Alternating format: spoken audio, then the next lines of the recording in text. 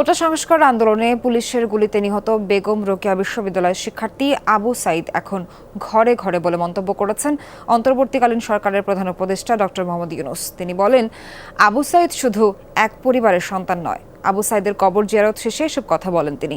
সকাল 11টার দিকে পীরগঞ্জের জাফরপাড়া বাবনপুর গ্রামে পৌঁছান ডক্টর মোহাম্মদ ইউনূস। কবর জিয়ারতের পর আবু সাইদের পরিবারের সদস্যদের সঙ্গে কথা বলেন তিনি। এ সময় আবু সাইদের মাকে সান্ত্বনা দিয়ে ডক্টর ইউনূস বলেন, শিক্ষার্থী হত্যার সাথে জড়িতদের বিচারের আওতায় আনা হবে, দোষীদের কাউকে ছাড় দেয়া হবে না বলেও জানান তিনি। সবাইকে নতুন বাংলাদেশ গড়ার দায়িত্ব নেওয়ার আহ্বান জানান প্রধান উপদেষ্টা। এরপর রংপুর মেডিকেল কলেজ হাসপাতালে যান ডক্টর ইউনূস। পরে বেগম রোকেয়া বিশ্ববিদ্যালয়ের শিক্ষক শিক্ষার্থীদের সঙ্গে মত বিনিময় করার কথা রয়েছে ডক্টর ইউনূসের।